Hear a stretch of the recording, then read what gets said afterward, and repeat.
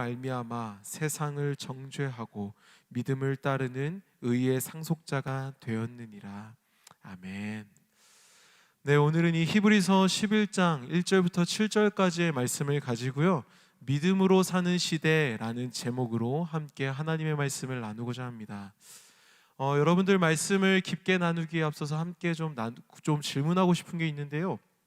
여러분들 혹시 주변에 이렇게 믿는 사람이 계십니까? 이렇게 좀 다른 표현으로 좀 이렇게 믿을 만한 사람 혹은 친구, 선후배, 어른, 그런 분들이 삶에 계십니까? 예, 계신 것 같아요. 저도 주변에 이렇게 고민이 있을 때, 또 이렇게 마음이 어려울 때 이렇게 마음을 나눌 수 있는 분이 좀 이렇게 몇 분이 계세요. 근데 여러분 좀 이거에 대해서 생각해 봤으면 좋겠어요. 사람을 믿는다는 것이 무엇일까요? 우리가 관계를 맺을 때 사람을 믿는다 라고 하면은 보통 우리는 그 사람을 신뢰한다 라고 생각을 하죠. 그래서 신뢰한다는 것은 그 사람과의 관계가 깊고, 그래서 나의 감정도 얘기할 수 있고 나의 속마음도 얘기할 수 있는 그런 어떤 신뢰, 그런 사람을 향해서 우리는 보통 사람을 믿는다 라고 이야기를 종종 합니다. 그렇다면 이렇게 또 생각해 보면 좋을 것 같아요. 뭐냐면 하나님을 믿는다는 것은 뭘까요? 네, 우리 많은 이 자리 가운데 오신 여러분들 하나님을 믿는다고 이곳 가운데 오셨는데, 여러분 하나님을 믿는다는 게 뭘까요? 똑같이 그 도입이 되겠죠. 하나님을 신뢰한다는 것일 겁니다. 그래서 하나님께 나의 감정도 이렇게 말씀드리고 나의 속마음도 말씀드리고 이런 거겠죠. 그런데 여러분, 이 하나님을 믿는다라는 것은요, 사람을 믿는다라는 그 개념과는 조금 다를 겁니다. 어디가 다르냐면 그 범위가 다르겠죠. 하나님을 믿는다는 것은요, 앞서 얘기했던 것처럼 하나님 앞에 감정과 상황을 얘기하는 것도 분명히 있지만, 그것을 넘어서 우리의 삶, 자기 자신의 그 삶을 맡겨드리는 것까지를 이야기합니다. 그래서 하나님께 삶을 맡긴다라는 것은요, 하나님께 삶을 맡긴다는 것은 단순히 이 땅에서 살아가는 어떤 삶의 순간만 맡긴다는 것이 아니죠. 지금 내가 살아 숨쉬는 이 시간, 이 순간, 내가 마주하는 그 상황만을 맡긴다는 것이 아닙니다. 하나님께 맡긴다는 것은 하나님께서 약속하신 죽음 이후의 삶, 그리고 우리가 해결하지 못할 죄의 영역까지, 그 모든 것들을 하나님께 맡겨드린다라는 겁니다. 그런 면에서 우리는요, 하나님을 믿는다, 하나님을 나는 믿어, 나는 예수님을 믿어 라고 이런 고백을 할 때에 그 어떤 그런 개념, 하나님을 믿는다는 개념을 우리는 그동안 조금 너무 러프하게, 너무나 좀 이렇게 모호하게 생각해왔던 게 아닌가? 좀 이렇게 돌아보게 됩니다. 제가 오늘 이런 믿음에 대해서 얘기하는 이유가 뭐냐면요, 오늘 이 히브리서 11장에서 다루고 있는 핵심 주제가 바로 이 믿음이기 때문입니다. 여러분, 오늘 우리가 같이 읽은 이 히브리서 11장은 우리가 보통 얘기하기를 믿음장이라고도 부릅니다. 어르신들은 그래서 히브리서 11장 여기 믿음장이지 라고 이렇게 많이 말씀하시죠. 그래서 앞서 얘기한 것처럼 이 11장에서는 믿음에 대해서 굉장히 자세히 내용을 다루고 있습니다. 그래서 고난과 유혹 속에서 신앙생활을 어렵게 유지해오고 있었던 히브리 그리스도인들이었습니다. 그런 그들을 향해서 히브리서 기자는 오늘 본문을 통해서 믿음에 대해서 다시 한번 그들에게 이야기해주고 있는 거죠. 그래서 고난 속에서, 또 유혹 속에서, 그런 어떤 어려운 삶의 상황 속에서 도대체 믿음이 뭐냐? 믿음이 뭡니까? 여러분, 여러분들이 그 붙들고 있었던 그 믿음이 뭡니까? 그렇다면 여러분들의 이전에 있었던 세대, 우리 믿음의 선조들은 도대체 어떻게 살았습니까?를 이야기해주고 있는 게 오늘 히브리서 이 11장의 말씀이라는 거예요. 그래서 저는 오늘 이 히브리서 저자는요, 히브리 그리스도인들에게 오늘 우리가 같이 읽은 그 부분에서 보면은 아벨과 에녹, 그리고 노아를 이야기하면서 믿음에 대해서 이렇게 다시 얘기해주고 있죠. 여러분, 저는 오늘 이 말씀을 함께 나누는 우리가 한번 좀 생각해봤으면 좋겠어요. 뭐냐면 믿음에 관한 질문을 우리가 한번 스스로에 대해서 좀 던져보고 질문해봤으면 좋겠습니다. 한번 이렇게 질문해보면 좋을 것 같아요. 나는 하나님을 믿고 있나? 그리고 어쩌면 나는 하나님이 그냥 어떻게 해주기만을 바라며 믿고 있진 않나? 뭐 내 문제와 내 상황, 내 바램 등을 해결해 주기 위한 존재로서, 약간 도깨비 방망이와 같은 존재로서 나는 하나님을 믿고 있지 않았나? 아니면 그저 그동안 해왔던 교회 학교 때부터 쌓아온 지식과 경험으로만 가지고 나는 하나님을 기억하고 있는 건 아닌가? 이런 질문들을 오늘 예배 가운데 우리가 한번 던져봐야 된다는 겁니다. 오늘 이 시간을 통해서 또 함께 나눈 이 말씀을 통해서 믿음이 무엇인지, 그리고 믿음의 삶이 무엇인지 우리가 오늘 말씀을 통해서, 이 히브리서의 말씀을 통해서 같이 한번 좀 나누어 보고자 합니다. 먼저 오늘 본문이었던 히브리서 11장 1절부터 2절까지의 말씀을 우리가 다시 한번 같이 한 목소리로 읽어보길 원합니다. 히브리서 11장 1절부터 2절 같이 읽겠습니다. 시작. 믿음은 바라는 것들의 실상이요 보이지 않는 것들의 증거니 선진들이 이로써 증거를 얻었느니라. 아멘. 네, 여러분 오늘 말씀을 통해서 우리가 알 수 있는 믿음의 특징 첫 번째는 뭐냐면요, 믿음은 하나님의 약속을 기다리는 힘이라는 겁니다.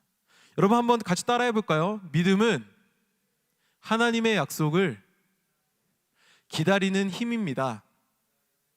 네, 여러분 잠깐 제 얘기를 살짝 해보면 우리 청년들 중에 아시는 분들도 있지만요, 저는 작년에 이제 결혼을 했죠. 네, 결혼을 했습니다. 결혼을 했는데 지금 사모 아내 되는 분과 아내 되는 분과 이렇게 연애하는 스토리를 들으신 분들이 아마 계실 거예요. 저희는 이렇게 아내가 원래는 홍콩 선교사였어요. 홍콩 선교사였고 저는 한국에서 사역을 하는 사람이었고, 그래서 이렇게 소개를 받아서 만나게 되었어요. 떨어져 있을 때. 그래서 그냥 이렇게 메시지로 연락을 주고받다가 너무 대화가 잘 통하고 마음이 잘 통하더라고요. 그래서 한번 교제해 볼까요? 라고 해서 코로나가 빨리 끝날 줄 알고 교제를 했습니다. 근데 코로나가 안 끝나더라고요. 안 끝나고 이게 한 달이 돼도 두 달이 돼도 만날 수가 없는 겁니다. 하늘길이 열리질 않더라고요. 그렇게 6개월이 지나고 8개월이 지나고 1년이 지나서 3월달, 작년 3월에 저희는 교제한 지 거의 1년 가까이 되어서야 만날 수 있게 되었고, 작년 10월 말에 이렇게 결혼을 할 수 있었습니다. 여러분 근데 한번 생각해 보세요. 제가 1년 동안 지금 제가 비록 이렇게 좀 살이 찌긴 했는데, 지난주에 어떤 청년이 저를 향해서 강하늘을 닮았다고 했어요. 웃으시네요. 웃으시네요. 저 되게 마음이 열렸는데. 하여튼 저도 나름대로는 굉장히 살찌기 전에는 볼만했거든요. 볼만했는데 제가 어떻게 그 1년의 시간을 기다릴 수 있었을까요? 저희 학교가 신학교가 남녀공학입니다. 남자만 있지 않아요. 그 시간 속에서 저는 어떻게 마음을 지킬 수 있었고, 저의 아내는 또 그 홍콩 가운데서 어떻게 마음을 지킬 수 있었을까요? 예, 서로 1년 뒤에 꼭 우리 만나자라는 약속을 했기 때문에 그랬습니다. 되게 로맨틱하다고 전 생각을 하는데 어떻게 생각할지 모르겠습니다. 어쨌든 제가 이런 약속에 대해서 이야기하는 이유가 뭐냐면, 서로를 신뢰하는 그 과정 속에서 이렇게 주어진 약속은 그런 기다릴 수 있는 힘이 있다는 거죠. 제가 이런 얘기를 하는 이유는 뭐냐면, 오늘 말씀에서 이야기하는 것도 똑같기 때문입니다. 오늘 본문 1절에서는요, 믿음에 대해서 이렇게 얘기하고 있어요. 바라는 것들의 실상이고 보이지 않는 것의 증거다. 여러분 여기서 좀 궁금하지 않습니까? 질문을 던져봐야 돼요. 뭐냐면, 그렇다면 이 바라는 게 있다고 했는데 뭘 바라는 걸까? 그리고 보이지 않는 것의 증거라고 했는데 보이지 않는 것은 도대체 뭘 가리키는 걸까? 먼저 여기서 말하는 바란다, 바라고 있는 것은 뭐냐면, 지난주 말씀을 떠올리면 우리는 알 수 있습니다. 우리가 함께 나눴던 말씀 중에 히브리서 10장 39절의 내용이 있었는데, 한번 자막으로 같이 한번 읽어보겠습니다. 히브리서 10장 39절 함께 읽겠습니다. 시작. 우리는 뒤로 물러가 멸망할 자가 아니요 오직 영혼을 구원함에 이르는 믿음을 가진 자니라. 아멘. 네, 히브리서 11장 1절에서 말하고 있는 바라는 대상, 이게 뭐냐면요, 영혼이 구원에 이르게 하는 힘이라는 거예요. 뭐라고요? 영혼이 구원에 이르게 하는 힘이라고요.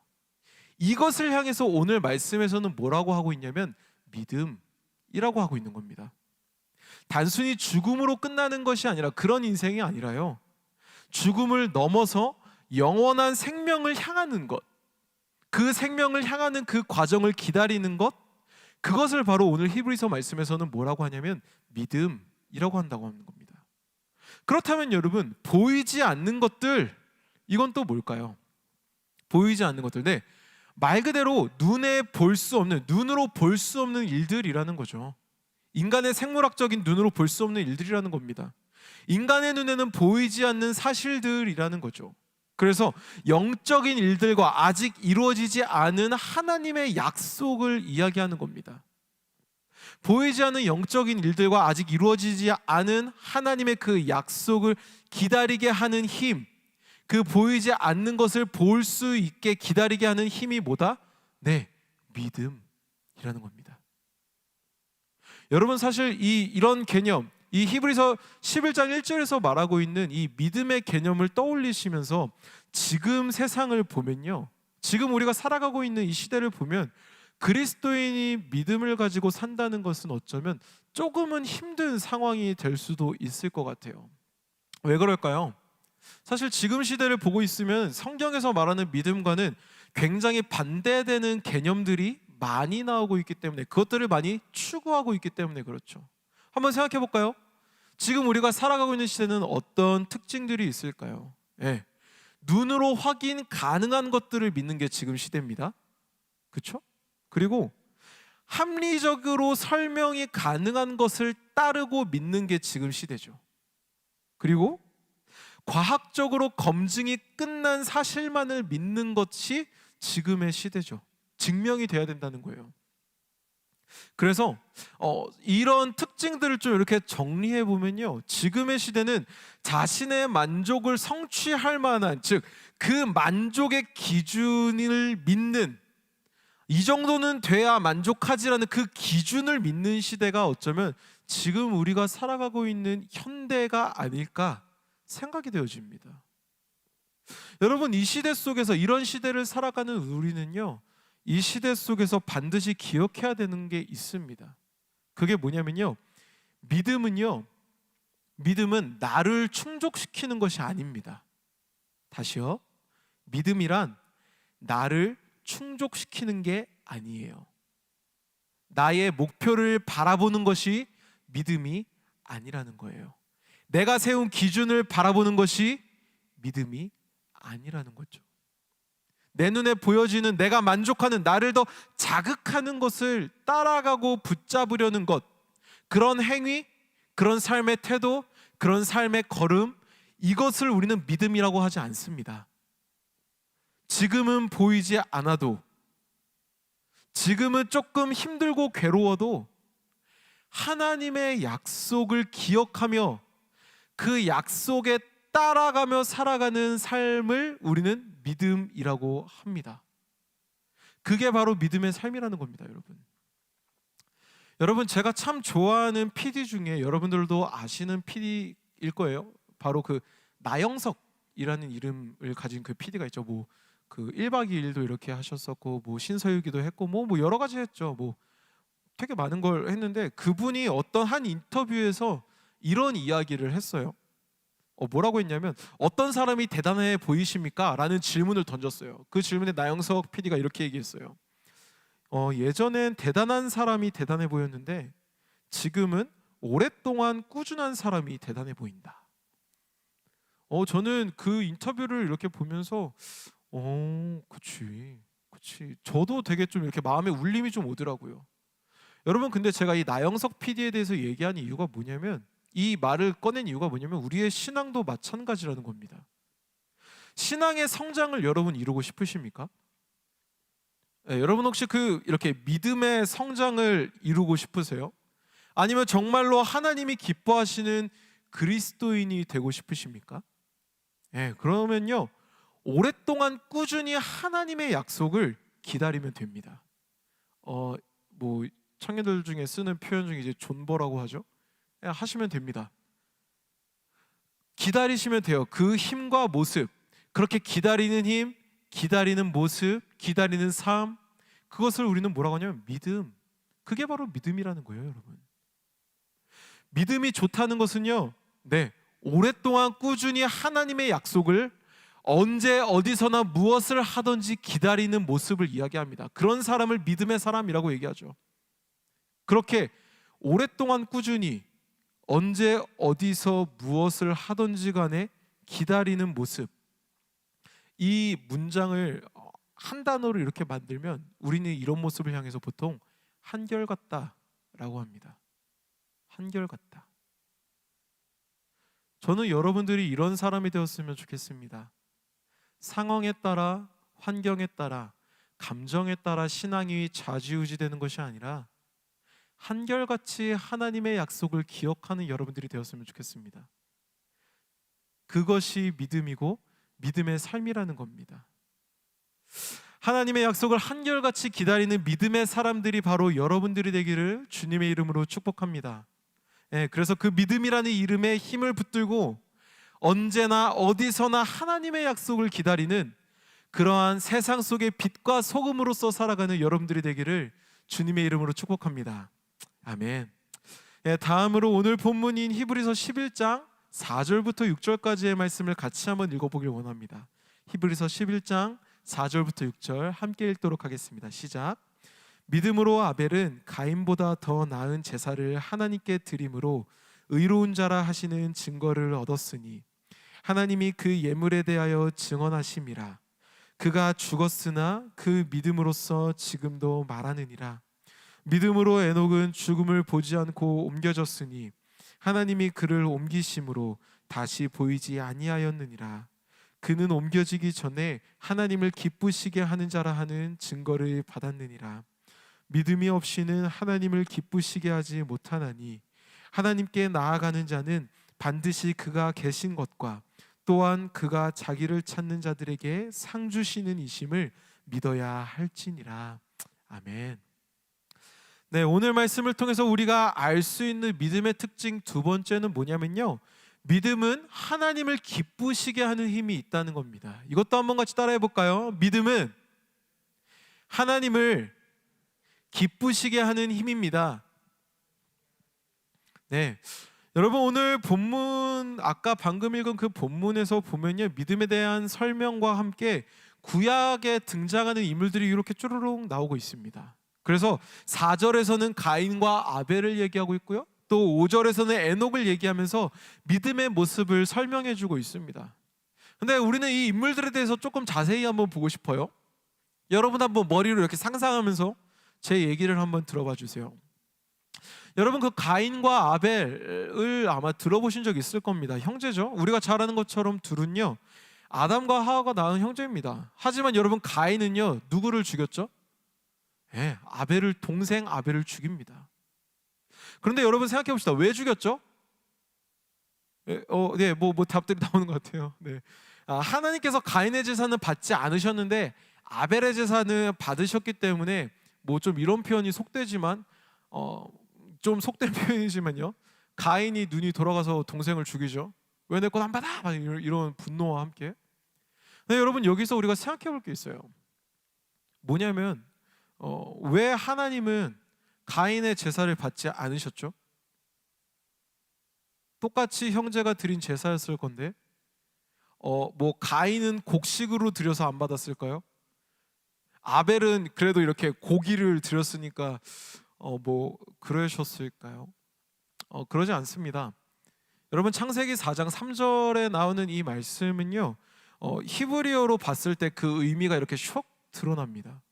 히브리어로 이 말씀을 보면요, 가인이 드린 그 제물에는요, 히브리어로 이제 미느하라는 단어가 사용이 돼요. 뭐 이거 안 외워도 돼요. 몰라도 됩니다. 근데 이 단어에는요, 하나님께 바치는 제물이라는 의미도 분명히 있습니다. 그런데 하나님께 바치는 제물이라는 의미와 동시에 어떤 의미가 있냐면 세속적인 선물이라는 의미도 같이 담겨져 있어요.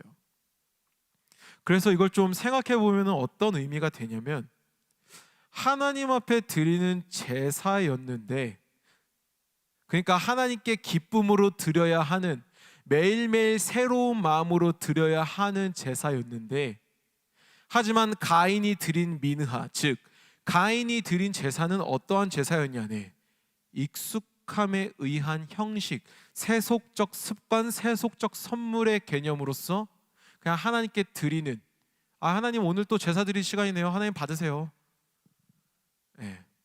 이런 개념이 가인의 제사, 가인의 민하에 담겨져 있었던 거죠. 반면에 아벨은 어땠을까요? 성경은 증언합니다. 양의 첫 새끼를 택해서 그 첫 새끼 안에 있는 기름을 하나님께 드립니다.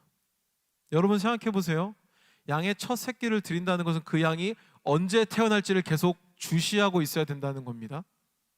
계속 깨어 있어야 된다는 거죠. 긴장하고 있어야 된다는 거예요.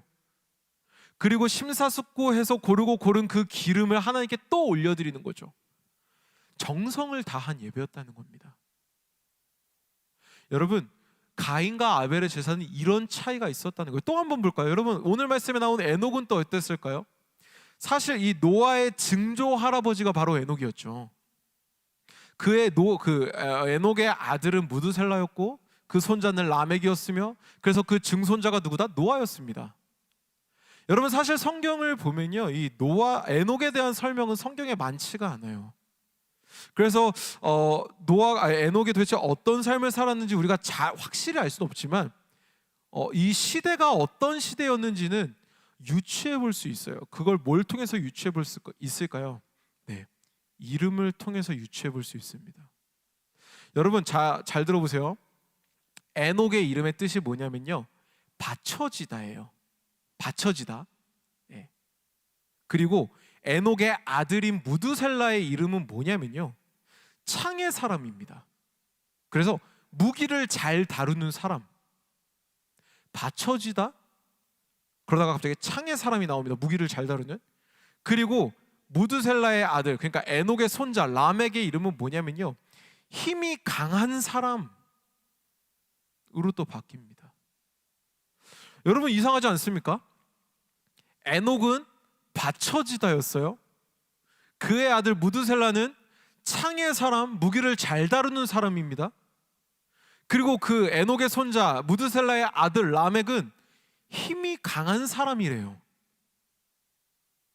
여러분 시대가 흐르죠. 시대가 흐르면서 이름의 뜻이 또 이렇게 달라진다는 겁니다. 여러분 이 이름들을 유추해 보면요, 우리는 알 수 있어요. 뭘 알 수 있을까요? 하나님께 바쳐지는 게 중요한 시대에서 힘이 강한 게 중요한 시대로 바뀌어졌구나. 그 시대는 점점 힘이 중시되는 시대로 바뀌어갔다는 겁니다. 그래서 여러분 결국 에녹의 증손자인 노아의 시대를 보면 어떻게 설명합니까? 죄가 창궐하여 세상에 넘쳐났던 시대, 인간이 무슨 계획을 세우든 악한 것밖에 나오지 않던 시대, 그런 시대로 바뀌어져 갔다는 거죠. 여러분 에녹은 그런 시대를 살았던 겁니다. 점점 죄로 물들어가는, 죄가 퍼져가는 시대를 살아갔던 인물이 누구다? 에녹이라고요. 그런 가운데 히브리서에서 말한 것처럼요, 에녹은 족보에서 죽었다라고 얘기하지 않습니다. 하나님이 옮기셨다라고 얘기하죠. 이 시간 함께 창세기 5장 24절의 말씀을 같이 한번 보기를 원합니다. 창세기 5장 24절 함께 읽겠습니다. 시작. 에녹이 하나님과 동행하더니 하나님이 그를 데려가심으로 세상에 있지 아니하였더라. 아멘. 하나님이 옮기신 이유가 뭐였습니까? 죽지 않았대요. 하나님이 그를 이렇게 데려가셨대요. 하나님과 동행했기 때문에. 여기서 동행했다는 게 그냥 진짜 같이 산책한 게 아니죠. 하나님을 따랐다. 다른 표현, 하나님께 순종했다. 오늘 설교의 제목을 좀 갖다가 쓰면 하나님을 믿었다. 이겁니다, 여러분. 여러분 우리는 이 말씀에서 알 수 있어야 됩니다. 뭘 알 수 있어야 됩니까? 하나님께서는요, 아벨과 에녹을 향해서 능동적으로 움직이셨다는 거죠. 하나님이 능동적으로 움직이신 이유가 무엇입니까? 그들이 지니고 있던 믿음이라는 겁니다. 약속을 기다리는 힘이라는 거죠. 세속적인 습관적인 신앙으로부터 벗어나서 매 순간 하나님을 기쁘게 해드리려 했던 노력이 있었던 게 바로 아벨의 제사였습니다. 죄가 퍼지기 시작했던 그 시대 당시에도 죄와 동행하지 않고 하나님과 함께 동행했던 인물이 바로 에녹입니다. 그런 믿음, 하나님의 약속을 기다리고 지키려 노력한 그 모습은요, 하나님을 기쁘시게 했던 힘을 가진 바로 믿음의 모습이라는 겁니다. 그렇게 아벨의 제사를 하나님께서 받으셨고, 에녹을 하나님께서 이 땅에서 천국을 향해 이렇게 딱 스카우트 가셨던 거죠. 여러분, 우리는 스스로에게 한번 이 말씀을 떠올리시면서 질문해 봐야 됩니다. 뭘 질문해 봐야 될까요? 내 안에는 그런 믿음의 모습이 있는가? 하나님의 약속을 기다리고 소망하는 힘이 내게 있는가? 나는 하나님의 약속을 이렇게 기대하고 기다리며 세상을 살아가고 있나? 아니면 내가 시킨 택배를 나는 기다리며 살고 있나? 이런 질문을 여러분, 우린 던져봐야 된다는 겁니다. 사람의 제일 되는 목적인 하나님을 영화롭게 하고 하나님을 즐거워하는 삶의 모습이 우리 안에 있는가? 이 질문을 우리는 스스로에게 던져봐야 된다는 겁니다. 여러분, 오늘 우리는요, 이 히브리서의 말씀을 통해서 우리가 항상 고백해오던 믿음이 무엇인가에 대해서 나누어 보았습니다. 사실 이 믿음이라는 단어를 설명하려면 너무나 많습니다. 너무나 큰 범위죠. 사실 그 가운데서 우리는 두 가지의 포커스를 가지고, 두 가지의 컨셉을 가지고 좀 주제를 가지고 얘기를 해봤어요. 그래서 믿음은 첫 번째 뭐라고 했죠? 하나님의 약속을 기다리는 힘이라고 했습니다. 또 두 번째로 믿음은 뭐라고 했습니까?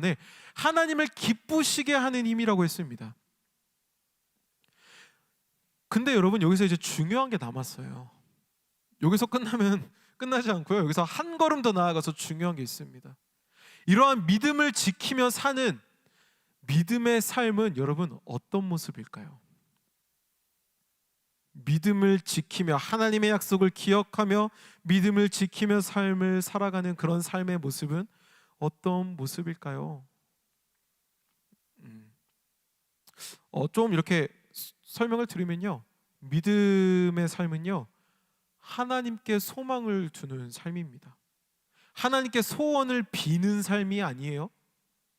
하나님께 소망을 두는 삶입니다. 하나님을 소망하는 삶이죠.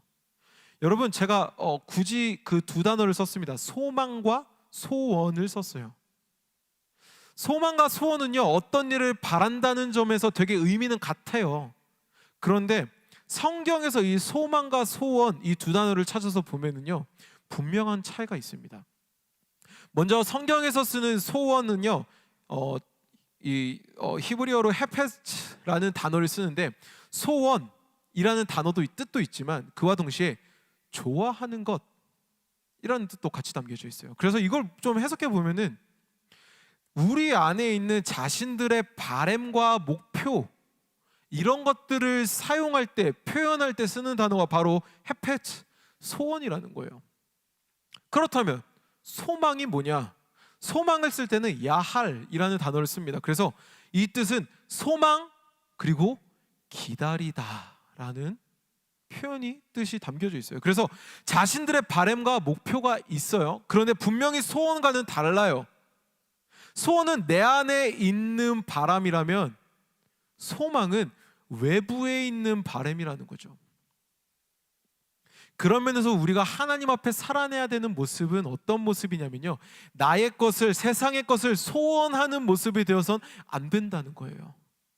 하나님을 소망하며 사는 삶이 우리 가운데 있어야 된다는 거죠. 하나님을 기다리며 하나님의 바램과 목표, 하나님이 우리에게 말씀으로 주신 그 약속이 우리의 삶의 기준이 되어야 한다는 것입니다. 그 기준을 붙들고 세상 속에서 그리스도인이라는 그 가치관을 삶으로 치열하게 살아내야 된다는 거죠.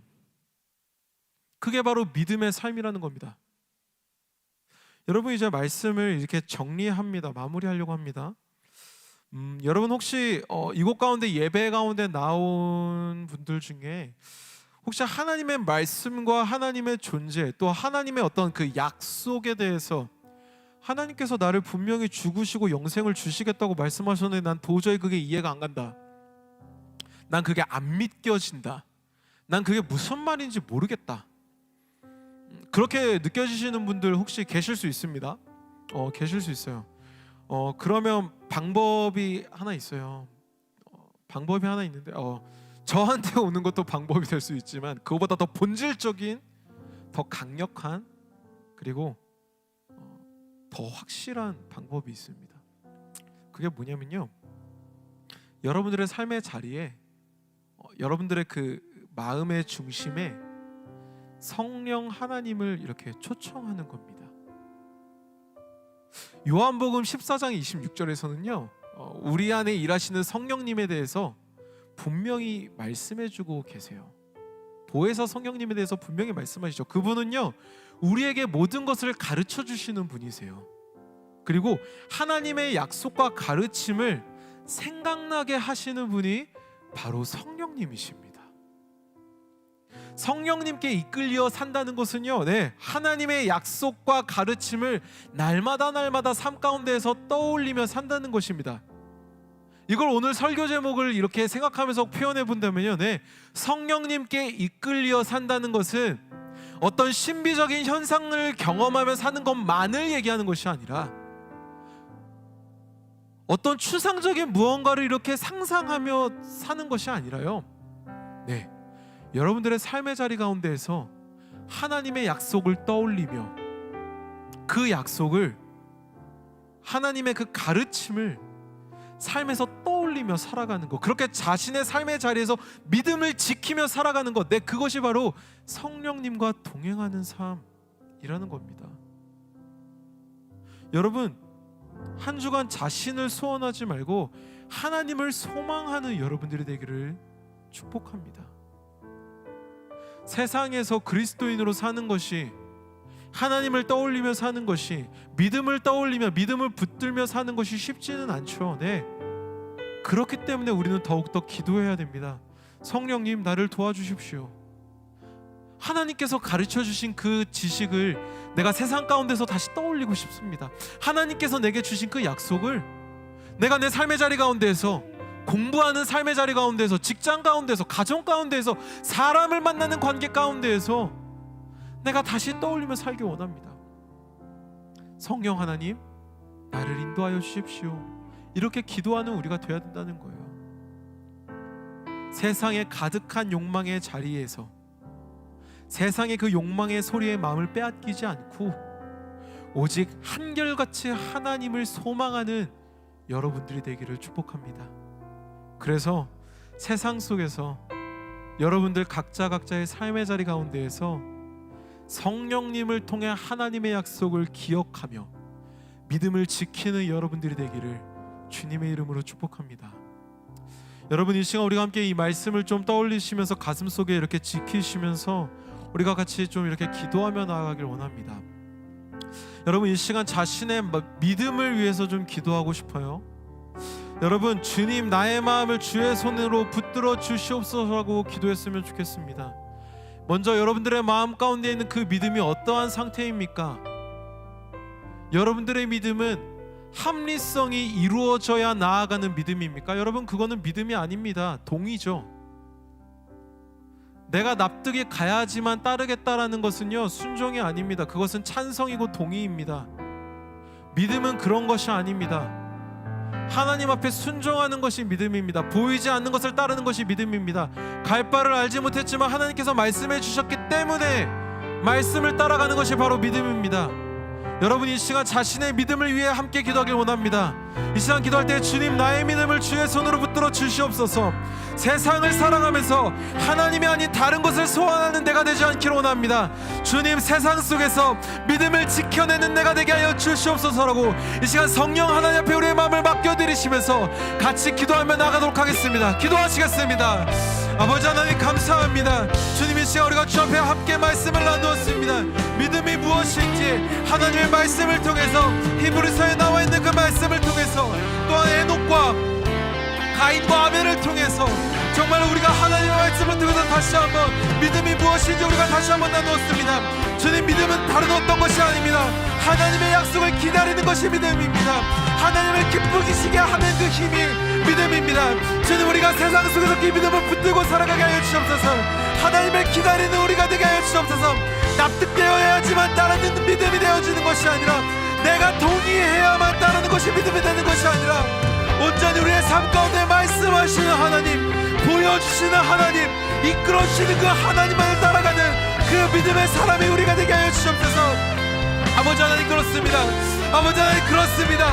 우리의 마음을 주께 맡겨드립니다. 우리의 믿음을 주께 올려드리며 나아갑니다. 주님, 나의 믿음이 되지 않게 해주시옵소서. 내가 세운 믿음, 내가 만든 믿음, 내가 이끌어낸 믿음, 내가 그동안 붙들어낸 믿음이 되는 것이 아니라 하나님께서 아브라함을 이끌어주셨던 그 믿음, 하나님께서 에녹에게 허락하셨던 그 믿음, 하나님께서 아벨에게 주셨던 그 믿음, 그 믿음이 우리 안에 있기를 원합니다. 주여 오셔서 우리들의 마음 가운데에 더욱더 하나님을 향한 믿음이 충만하게 넘쳐날 수 있도록 주여 인도하여 주시옵소서. 하나님 앞에 우리의 믿음을 올려드리며 나아갑니다. 하나님 앞에 우리의 마음을 맡겨드리며 나아갑니다. 세상 가운데 우리가 무엇을 붙들고 살아갑니다. 우리가 삶을 살아가며 무엇을 바라보며 살아갑니까? 우리가 우리의 삶의 자리 가운데에서 무엇을 의지하며 살아갑니까? 아버지 하나님, 우리가 이 시간 간절히 기도하며 나아갑니다.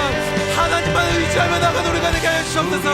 하나님만 믿고 나아가는 우리가 되게 하여 주옵소서. 하나님만 붙들고 나아가는 우리가 되게 하여 주옵소서.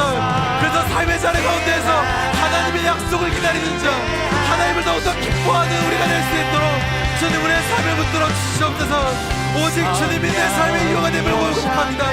오직 하나님만이 내 삶의 왕이 됨을 고백합니다. 오직 하나님만이 내 삶의 이유가 됨을, 내 삶의 반석이 됨을 고백함으로 나아가오니 주여 오셔서 우리 가운데 하나님이 임하여 주셔서 성령 하나님 임재하여 주셔서 온전히 하나님의 놀라시는 능력이 우리 안에 있도록 주여 인도하여 주시옵소서. 오직 하나님의 마음을 구하며 나아가오니 주여 오셔서 우리와 함께하여 주시옵소서. 이 시간 우리가 다시 한번 기도할 때에 우리와 함께 하시는 성령 하나님 앞에 우리의 삶을 맡겨드리며 나아가길 원합니다. 이 시간 우리가 우리의 삶을 주께 맡겨드리길 원합니다. 여러분들의 삶의 자리를 성령 하나님께 맡겨드리십시오. 여러분들의 모든 관계를 성령 하나님께 맡겨드리십시오. 여러분들의 모든 문제를 성령 하나님께 맡겨드리십시오. 성령 하나님께서 여러분께 말씀하실 것입니다. 성령 하나님께서 여러분께 알려주실 것입니다. 성령 하나님께서 여러분들을 인도하실 것입니다. 그래서 이 시간 기도할 때 성령 하나님, 이 시간 나의 삶을 인도하여 주시옵소서. 성령 하나님, 나에게 알려주시고 나에게 말씀하여 주셔서 내 삶을 주께 붙들림 받아진 삶이 될 수 있도록 성령 하나님이 나와 함께하여 주시옵소서라고 이 시간 우리의 삶에 성령 하나님을 초청하시면서 다시 한번 기도하며 나아가도록 하겠습니다. 기도하시겠습니다. 아버지 하나님과 기도하며 나아갑니다. 주님, 성령 하나님, 우리의 마음 가운데 다시 한번 초청하며 나아갑니다. 주님, 우리의 문제 가운데에, 우리의 삶의 아픔 가운데, 우리의 연약함 가운데, 우리의 모든 두려움 가운데 성령 하나님을 초청함으로 나아갑니다. 주여 오셔서 우리 가운데 그 놀라우신 임재를 허락하여 주시옵소서. 일하여 주시옵소서. 모든 것을 자유케 하시고 모든 것을 회복케 하시며 모든 것을 일으키시는 성령 하나님의 놀라우신 능력을 우리가 다시 한번 간절히 각오하며 나아갑니다. 주여, 바람처럼 물처럼 우리 가운데 임하여 주옵소서. 우리의 삶의 모든 문제 가운데에, 우리의 모든 삶의 막힘 가운데에, 우리의 모든 삶의 관계 가운데에 성령 하나님 오셔서 그 모든 것 가운데 능력으로 임하시사 성령님께서 말씀하시는 그 말씀을 힘입어 살아가는 우리가 되게 하여 주시옵소서. 사람의 능력을 힘입어 살아가는 것이 아니라 세상의 어떠한 지식을 힘입어 살아가는 것이 아니라 우리에게 말씀하시는, 우리를 위해서 친히 충고하시는 성령 하나님을 힘입어 나아가는 우리가 되기를 원합니다. 주여 오셔서 우리의 모든 것 가운데 자정하사 다스려 주시옵소서.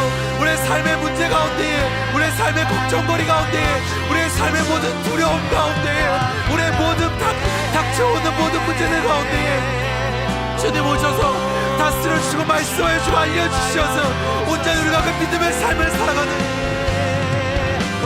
우리가 될 수 있도록 주님 인도하여 주시옵소서. 인도하여 주시옵소서. 오직 주의 마음을 우리가 찾습니다. 성령 하나님이 알려주시는, 성령 하나님께서 비추어주시는, 성령 하나님께서 계시해주시는 그 하나님의 크고 놀라우신 마음을 우리가 함께 간절히 간구하며 나아가오니 주여 오셔서 우리 가운데 함께하여 주시옵소서. 주시사 오직 주의 마음을 우리가 더욱더 알고 살아가는 우리가 되게 하여 주시옵소서. 무엇이 우리가 성령 하나님의 음성을 듣게 함에 있어서 방해합니까? 무엇이 우리가 성령 하나님의 따름을 따라가는 데 있어서 방해하고 있습니까? 아버지 하나님 기도합니다. 주여 오셔서 우리의 모든 것들을 불태워 주시옵소서. 성령 하나님을 따르게 함에 있어서 방해하는 그 모든 것들을 불태워지게 하여 주시고 온전 우리가 기쁨으로 하나님과 동행하는 우리가 되게 하여 주시옵소서. 우리가 되게 하여 주시옵소서. 주여 우리의 모든 것들을 맡겨드리며 나아가오니 주여 우리와 함께 하시고 우리의 삶을 진행하여 주시옵소서. 우리 함께 같이 고백하며 나아갑니다.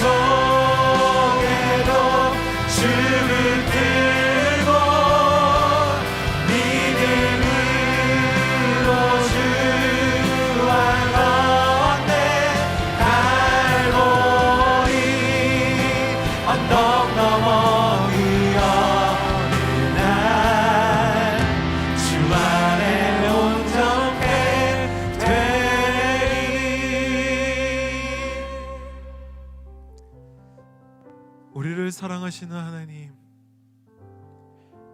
하나님이 우리를 사랑하시기에 오늘을 살아갈 수 있음을, 그리고 이번 한 주를 살아갈 수 있음을 고백합니다.